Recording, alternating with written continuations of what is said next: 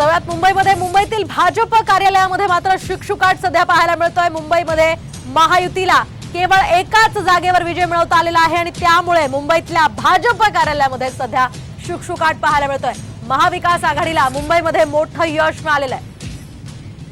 अब की बार 400 पारचा नारा देणाऱ्या भाजपाला 400चा आकडा पार करता आला नाहीये आणि त्यामुळेच मुंबईतील भाजप कार्यालयामध्ये एक वेगळी स्थिती बघायला मिळते। मी आता सध्या नरिमन पॉइंट येथील भाजप कार्यालयामध्ये आहे आणि आपण बघतोय की या ठिकाणी जे आहे ते अगदी काही थोडीशीच माणसं जी आहेत ती या भाजप कार्यालयामध्ये दिसून येत आहेत। एरवी या कार्यालयामध्ये मोठा जल्लोष जो आहे तो दिसून येतो। अगदी ग्रामपंचायत निवडणूक जरी असली तरी मोठा जल्लोष या ठिकाणी भाजप कार्यालयामध्ये केला जातो। मात्र आपण बघतोय की अवघी काही मंडळी जी आहेत ती या ठिकाणी दिसून येत आहेत।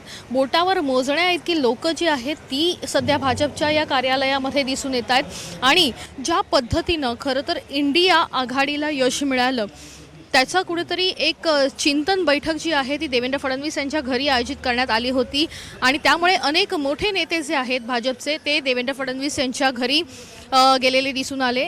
मात्र भाजपच्या या कार्यालयामध्ये आपण बघतोय ही स्थिती अत्यंत वेगळी यावेळेस दिसून आलेली आहे। काही प्रमाणात या ठिकाणी जे आहे ती लोक सध्या उपस्थित असलेली बघायला मिळत आहेत। त्याचप्रमाणे ढोल ताशा पथक जे आहे ते देखील सकाळी बोलवण्यात आलं होतं। मात्र कुठलंही सेलिब्रेशन जे आहे ते या भाजपच्या ऑफिसमध्ये झालेलं नाही आहे। आपण बघतोय की भाजपचं ऑफिस जे आहे ते सजवण्यात देखील आलेलं आहे। स्टेज जो आहे तो देखील त्या ठिकाणी बांधलेला बघायला मिळतो आहे आणि अब की बार 400 पार दिवशीपासून आम्हाला काही आमचा जो पक्ष काही लोकांनी चोरून नेण्याचा प्रयत्न केला त्या दिवशीपासूनही आम्ही ठाम होतो की हा पक्ष हा ज्यांनी त्यांचा घाम गाळून रक्त गाळून मोठा केला आहे त्या आदरणीय पवार साहेबांच्या पाठीशी जनता आहे।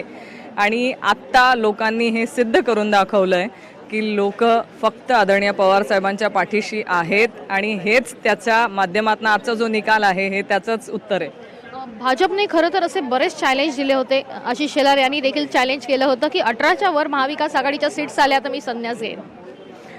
आता कुणाला संन्यास घ्यावा लागणार आहे, कुणाला मूछ काढावी लागणार आहे, अशा बऱ्याच गोष्टी आता महाराष्ट्रात घडण्याची आम्ही वाट बघतोय। कारण ज्यांनी पवार साहेबांसारख्यांना आणि आदरणीय उद्धव बाळासाहेब ठाकरे साहेबांना चॅलेंज केलेलं आहे आता जनतेने त्यांना उत्तर दिलेलं आहे। त्याच्यामुळे आता ज्यांनी आव्हान दिलेले आहेत आता त्यांनी त्या आव्हान दिलेल्या गोष्टी कराव्यात। आम्ही आत्ता त्याच्यासाठी त्यांना आव्हान करतोय। नक्कीच आपण बघतो की या ठिकाणी जे आहे ते खरं तर चॅलेंज जे आहे ते देण्यात आलेलं आहे। त्यांनी सांगितलेलं आहे की ज्यांनी संन्यास घेण्याचं चॅलेंज दिलं होतं, ज्यांनी मूछ काढण्याचं चॅलेंज दिलं होतं त्यांनी आता त्या गोष्टी करून दाखवाव्या असं चॅलेंज स्वतः या ठिकाणी आहे ते खडसे यांच्याकडून देण्यात आलेलं आहे। Camera person Arvind